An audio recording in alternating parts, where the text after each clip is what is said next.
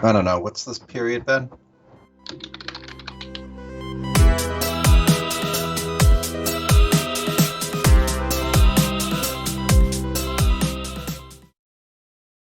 Hi! We are Bleeding Tree Gaming. I and I'm suppose we Peter. And those are Aimee and Tammy. Hello. Hiya. And we painted things. And we usually discuss them along with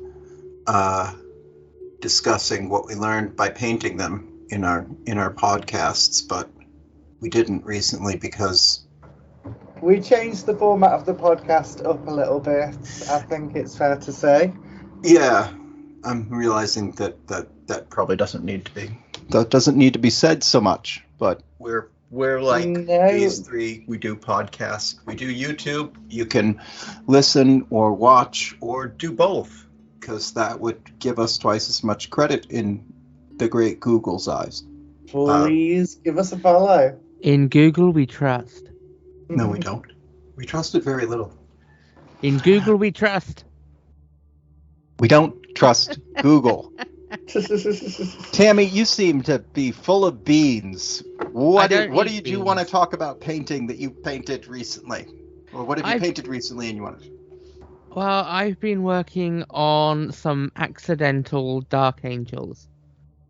See, it's kind of a weird thing that a few years ago I just got a load of Dark Angel stuff thinking, oh, I'm going to do Dark Angels, or I'm going to do like a Fallen Army or something like that. Yes, I have been painting some Deathwing, quite a bit of Deathwing. Actually, I have an accidental Dark Angels army, in that a few years ago I wanted to do like a Dark Angels versus Fallen thing, so I bought some Dark Angels and was going to do like half and half and that sort of thing. And then GW kind of stopped giving a crap about the Fallen, so they just sort of sat there. And then when I got the idea with the Age of Darkness box that I wanted to do White Scars, I thought, well, I need to practice, painting lighter armor, and they're Terminators, and I love Terminators, so I basically put what I had into Battle Scribe, and I can do a Vanguard detachment with a load of Deathwing only, so they're all very bone-coloured. But the thing is, my hands shake. I accept the fact that I'm gonna slip with the brush. I'm gonna get smears of everything everywhere. It's gonna be awful, and most of my painting is me going back and covering up mistakes, tidying up everything. So I thought, well, why don't I work out a way of minimizing that? And it's like a successive series of dry brushes over at certain points in the paint job, which I found really good. I've got 2,000 points of White Scars ready to go, and I've been sort of honing this on the Deathwing. But also, I want to get a game in with these, because that would be really cool. Yeah, these are awesome. I really like how you've done these. Yeah, like I said, it's dry brushing, starting with the zenithal highlight. I mean, there is a video that like shows the technique more in depth, but it's starting with a zenithal highlight and then a really quite heavy dry brush with I used Vallejo Dead White, but I suppose White Scar or something else, just like pure bright white, hitting those highlights. And then I went in with Seraphim Sepia, and I sort of stained it all. It was more about staining it than actually bringing out the recesses. But I then went over it with another heavy dry brush of, the Vallejo Bone White. But, for White Scars, it's going to be something different. So I'm going to have to tweak it slightly. But yeah, with the Vallejo Bone White over that. And then going in on the details with contrast paints. And once all the layers are down, I then give a light dry brush of the pure white again to really bring out those highlights, and then just using transparent contrast over the the blocked in colours again. Save some content for your video. I will, but we're talking about what we've learned. I've learned how to dry brush my way to a point where highlighting is like just like the icing on the cake. It still looks good up until that point. It's table ready, but then I don't have to go overboard with the edge highlighting. Just need to pick out around the armor to give it like a cleaner, crisper finish. But yeah, that is a quick way to get light colored armor, because I always dreaded light colored armor because I know my hands slip or I drop stuff and you end up with big smears of blue or green or whatever over like a pristine armor. I also, talking about the basing, which I mentioned in the previous video, but if people haven't seen that, it's Geek Gaming like base ready mix. I think it's called Base Ready Tundra, or the old classic. It's Scrubland, I think, which is kind of the same thing. But I found that with thin super glue and a pipette, rather than mixing up a load of scenic like base sealant, just very, very gently dropping the super glue. I mean, I use like the base ready scenic glue, the fast drying stuff, to like get it onto the base, but then it's just like a little drop of super glue here and there, and it soaks into it, and it sets absolutely rock hard. No need for isopropyl alcohol to like break the surface tension, because super glue clearly doesn't have any surface tension, or at least not enough to be problematic. And it soaks into everything. It soaks into like the little bits of vegetation, which they keep their shape, but they are really, really solid. These are, you're not going to end up like taking them off to like Warhammer World or your like local friendly gaming store and opening them up and there's like bits of basing debris all over the place. It's absolutely rock solid. So yeah, that's what I learned painting an accidental Dark Angels Terminator army. Awesome. Yeah, I will say it's nice to see Deathwing that are kind of army painted, that aren't just kind of awash with Seraphim Sapia, because that's a sin you're very likely to see a lot of on the internet. Oh yeah, I mean, it is, and I'm nearly out of Seraphim Sepia. But I'm thinking, do I actually need more? Because as of this point, I don't know if this is going out before or after my like showcase, my army showcase. I don't have any more Deathwing to paint. So do I really need any more Seraphim Sepia? Especially since I'm now running low on Skeleton Horde, which on like the whole, Yeah. Well, what can you do? What we got up next, Pete? Oh, well, next I was going to say something that bugs me a lot with not you people, and not people painting at your or maybe our tier, is when you have something like this and you feel compelled to shove every color you own on it. And I think Tammy's really avoided that mistake, and instead come up with this really strong, vibrant, but also sort of almost subtle in it's really just got three colors and then little bits of flair, like the lenses are blue, but everything else is green, beige, or red, and then the tones of gray, which don't count as a color. So, and then it gets down to the bases, which are pretty much the same thing. So it works well together. Yeah, and the bases themselves, I chose that technique because they look really good on, as you can see, on my Forest Gaming mat. And they look really, really good with all the forest scenery that I built way back when the channel like first started. So I'm at a point. I've got a load of orcs as well, based the same. roughly about the same points level. So, yeah, I really do want to film us having a game on there with those two armies. I think that would look really, really cool and really immersive. Awesome. Something to look forward to. So, Aimee, since the last podcast, what have you painted? A fair amount of stuff. Here's this is some of it. You haven't got all of it on there.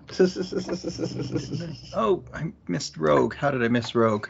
Oh, Rogue's there. Oh, no, wait, there's the Red Knight. There's the Red Knight. I thought I arranged this better. The background here. I hope this frantic resizing on Pete's account makes it into the final video. It should. I hope so. I haven't. So you've got Westerners. Well, Western guys that I haven't seen before. The two Wild West gangs. I actually painted those up over the start of this year for Great Escape Games, and they were the ones that I mentioned in a previous podcast that I could not talk about yet. There's actually one more gang as well that I've done that I don't think's been released yet. So I'm looking forward to showing that off too. Yeah. And of course, there's the Turkey Man. The Turkey Man from Bad Squiddo's Kickstarter. Yeah, that was a fun one that just fairly much landed on my desk. I had very little time to paint him, but I was trying to go for as kind of realistic a poultry effect as possible. Mm-hmm. He does look well and truly plucked. That's... So yeah, I could think of something that rhymes and I would have described him. There's also the ghouls from Annie's Kickstarter. There's that's what they are. Ghouls, I mean, I thought they were cavemen. Sorry, I thought they were Annie's cavemen, but I couldn't remember her cavemen. Yeah, and in terms of Crisis Protocol, I've done a lot. Sorry. No, I was gonna joke. It's not bad that they look like cavemen because in mythology, is it ghouls are the living people who eat dead? Yes. So, if they've got some constitution, they've got some kind of like wild person energy. Yeah. So the Crisis Protocol stuff I've done a ton of. I've done Rogue. I've done Ghost Rider, and I'm currently working on Malekith. So those have been really fun. I've got a mountain of Crisis Protocol commissions, largely from my brother and a couple of other people. So I'm working my way through those at the minute. So, Aimee, you're saying if people want Crisis Protocol miniatures like this, they can torture you by saying, hey, could you do one? It's not torture. I really enjoy painting them. They're always... really fun to flex that kind of comic booky style muscle, and I tend to really stretch myself on most of them, so fun. What was the other one I wanted to ask you? Oh, and then you used the All red. That's it, the Red Blood Knight. Red was the word I was struggling I can't remember for. if we discussed this in a previous one or not, but just in case we missed it, yeah, this was the one I did a previous video on. It was just a fun scheme. I've now got 9 more of these guys to go, and I've finished 1.5, so... But the real learning came from... Right, yeah, so you asked me a question before we sat down to do this. And I see you put my orc in here. He wasn't one of the learning ones. But I also painted this orc on top of a mountain in Austria. I'll be doing a video on that soon. Hear that, Tyler? This isn't Coachella or Las Vegas. Aimee did it on a mountain in Austria. It was a rave orc painted at a rave at 3,500 feet. With neck pain. With added neck pain. But yeah, ignoring that one, can we talk about these other ones? Yeah. So the question... The question you asked me was what models had I learned something from painting?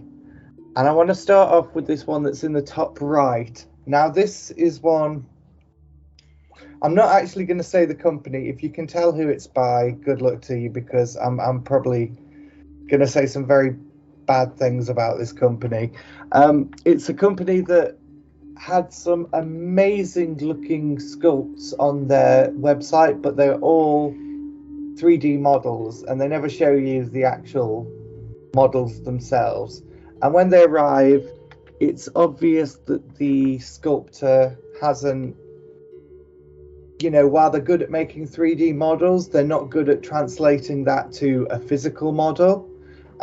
So the details aren't defined enough. They just all kind of melted and like either too crisp and very brittle resin. So yeah, I got given inexperienced or something, or big hat, no cattle, but the 3D sculpting equivalent. Fairly much. I mean, I got commissioned to do an army of these. It was over the period I was doing like finals at uni, like my dissertation and everything. And I was like, oh yeah, I can paint like 20 models or so. I got them. They're really bad. I was really stressed out.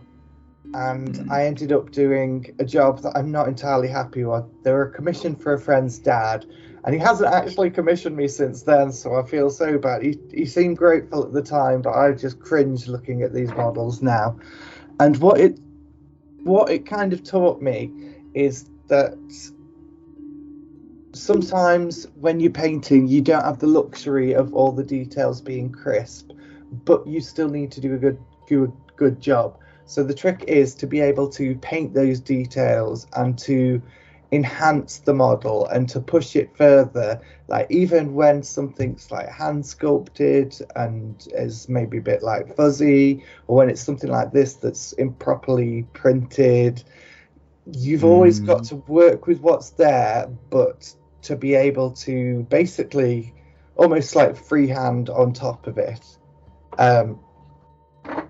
If you can create the same kind of texture as on a mini on a flat piece of paper, I know we're veering dangerously into like traditional art here, but it can help you get a better understanding of volumes and stuff like this. And so this was a big learning experience for me, in that like I never want to hand in a piece of work to a client that's this bad ever again. I suppose it's a sign of how far I have to go that I don't understand how it's bad, but Aimee is very good at polishing a turd. I did a lot of polishing, but there's still a lot of turd poking through. Like I look at that to me, and that is just absolute horror that I've done my best at, but yeah. Anyway, would you like me to shrink it? Yes, shrink it, please. And let's move in on the Lord of Blights. The chunk and greasy boy. Now, this is a good one, because this was me following Darren Latham's masterclass. I believe it was in 2020 he did that. I'm sure he posted like the 3-year anniversary of it recently. And it was a really big turning point in my painting, because it was the first time I actually I could actually see how a heavy metal standard painter would look at every step of the process. And I wasn't just trying to take, the kind of Duncan Rhodes method and scale it up where I could. I was actually looking at, one of the absolute best painters in the world doing it and explaining every single part of it. And that was just I just feel like my painting just switched gears completely just during the painting of this fella. So yeah. He is a very, very beautiful boy. I can think of many ways I could improve him now, but yeah, it's still a pretty good model I'm proud of. How long did the master class take you to do? Oh, he was putting it out weekly, and I was following it like every week where I could. So I think it was like 6 weeks or so, maybe like 5 weeks. So I'm wondering, like, if I want to do this, The videos are still available online. I believe Games Workshop made Darren take his down, but someone called Not Darren Latham has uploaded all the same videos. So I would really recommend following along if you wanted just an insight into like how a professional painter at that level works. So yeah, the third one is MODOK here. Which I believe stands for something like moronic device only to kill. Yeah, machine organism designed only for killing. Ah. Because they made a joke about it in the Ant-Man movie. Isn't that MODOK? Yeah. But this model, like, it was one of the first... I can't remember if it was the first Crisis Protocol I did or one of the first. And it was one of my first experiences of something that scale, because it's a much bigger scale piece than GW stuff. Particularly, it was the gold NMM. And I feel like this was one of the places where I first like really understood gold NMM. That's the thing is, it's basically a cylinder. What you're looking at, the chair, is basically a cylinder, and it's dead easy to work out where the light falls on NMM on a cylinder. You just do like alternating bands of dark and light, basically. So yeah, it was a great practice, great thing to work out on. And if you want to learn how to do gold NMM, I'd recommend something similar to this. I think this has just become one of those things where every time I look at it while you're talking, I notice something else. The first thing I noticed is, oh, look, she did excellent blending, shading, volume definition on the little cloud of smoke. And then you said gold MMM. I'm like, hey, that is MMM. I didn't notice. I just thought it was metallic. Yes, so it's just one of those things where, like, it's the perfect canvas to practice on. It's a lovely model. I didn't quite get the purple arms and legs right. I thought they're still a bit messier than they could have been, but on the whole, this was another big landmark model for me, shall we say.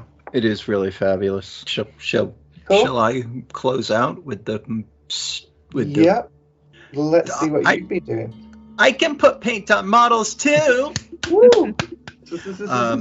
So at Christmas, I started trying to paint about 30 Stormcast models. And I think I got the Stormcast parts done by the end of the Christmas vacation, or by after New Year's or something. So that was fine. But for the bases, I want their bases on the Stormcast to match the sculpted bases on the existing Stormcast Eternal models. So the sculpted bases on the Storm Strike and the Warhammer Underworlds ones all seem to be some chunks of stone surrounded by dirt, debris, and rubble.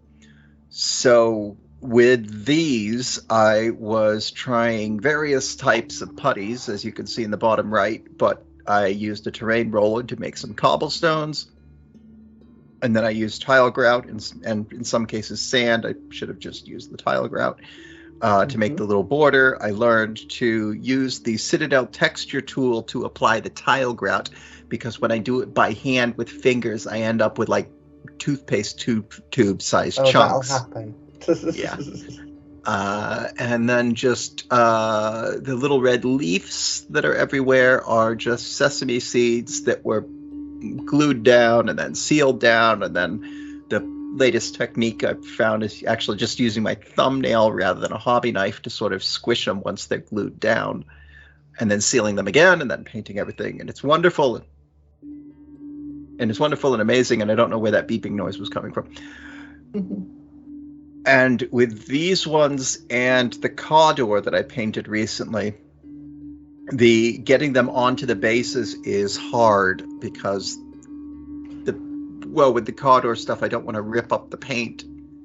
Well, with the Cawdor stuff, I didn't want to glue the model down and then paint it. I wanted to paint the bases separately and then glue the models down. That was because I wanted to use the Cawdor for an April Fool's video. I was assuming even though Cawdor's pretty prevalent, not everyone will recognize them just from the gray plastic. So I could do a painting Cawdor video and go through the whole thing pretending I was painting a Skaven faction of humans, and nobody would notice as long as they didn't see the Necromunda bases. Or not everyone would notice without seeing the Necromunda bases. And less so with the Cawdor, but definitely with the Stormcast, because the base is so thick. I was gluing these polystyrene rods to the feet, to one of the feet, but because the base was so thick, that created no real flexibility in the angle. So almost no matter what I did, the Stormcast model wouldn't quite go into its little hole, because I had 3mm rods and a 3mm drill bit, so it's a tight fit. It snaps off. Great. Horrible. Bad. Got a 2mm drill bit, drilled a hole in the Stormcast foot, and put a wooden toothpick there, and then put the wooden toothpick through the Stormcast's hole. I can still see, and used epoxy rather than super glue, because epoxy doesn't fog, and that's how I got them to fit in their stupid bases. And then when I got, so that's sort of my thing, is how to attach the models to their bases when you've got a sculpted base that isn't made of high injection polystyrene. And then for the Cawdor ones, I started trying to attach them by their pegs, and the pegs kept breaking off. So I'd say for that situation, for the situation where the base is polystyrene and the model is also polystyrene, like when they're both made out of just get your hobby knife and scratch open a little patch. Scratch open a little patch that's like 3/4 of how far their foot settles, and then a little patch on their foot, and then get some shavings you've got lying around your desk and put it on. I know there is wire. I've never had wire stay put reliably. I use beading wire myself. Probably would work if I got proper beading wire instead of paper clips. Paper clips are just as good as this. Yeah, I use paper clips. Yeah, I have this because I like it on my desk. It's just there, and I get through a lot of it, but paper clips are perfectly good too. Okay. But that's, I did some Cawdor that didn't come out as red as I would like, but that's fine, and a bunch of Stormcast that came out amazing. Oh, and I started painting these 20-centimeter hexagons that I can just very nice. Cover my table with. Nice. That's the first one I've done, and they match the Stormcast. So cool. All looking very good. Thank you. Some lovely blues in there. Yeah, I was going to say you've really nailed teal.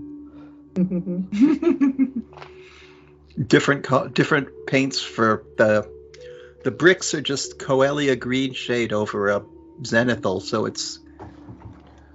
So the first time I heard of slop chap. First time I heard of slop That's a completely different genre. Yes. Was somebody looking at not these, but some night haunt I'd painted, and insisting they were slap chopped, and I needed to learn to paint for real. Which just very unpleasant. What are you talking about? These are really painted, and he's like, no, it's not really painted because you're using contrast paints over he said something stupid like you're using contrast paints over a gray primer. That's not painting. That's just slap chop. You need to learn how to use paints in the Mortal Realms magazine. And I'm like, I only use the paints in the Mortal Realms magazine. He's like, no, these are done with contrast. I really can't stand that elitist attitude.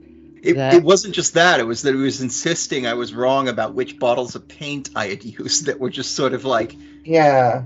I'm going to go to the bathroom because that's a more productive use of my time. If that's slap chop, then my Blood Knight is also slap chop because I use contrast paints over a grey highlight for it. But I didn't use any contrast paints because these and the Night Haunt, less so with these. I'm still only using the paints from the magazine with these because I like this scheme and I'm going with it, or rather, I'm comfortable with this scheme. But I was like only using these paints in the magazine, and I'm insisting it to this guy on the internet, and he's like, "No, those aren't what the ones in the magazine look like." Oh dear. I remember when I got back into the hobby, which was about 10 years ago now, And I went on all the forums thinking, oh, what's been going on in the hobby and everything?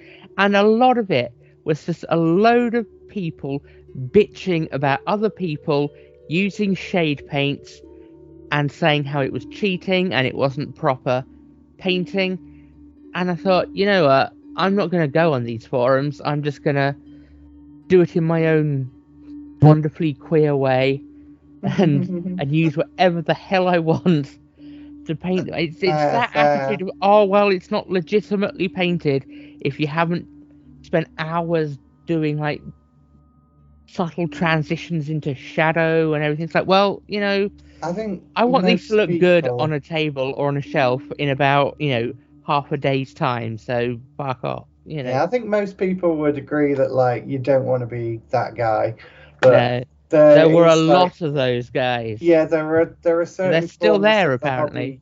The universe where, like, they congregate still, and you just want to steer clear of those places, ideally. Those are the hobby gutters. I would imagine those guys are still there and haven't changed. And you know what else would I expect hasn't changed? Their marital status? Mm-hmm. Well, that too. I was going to make the joke that they probably don't paint their miniatures and just complain about other people's miniatures and then feel secure.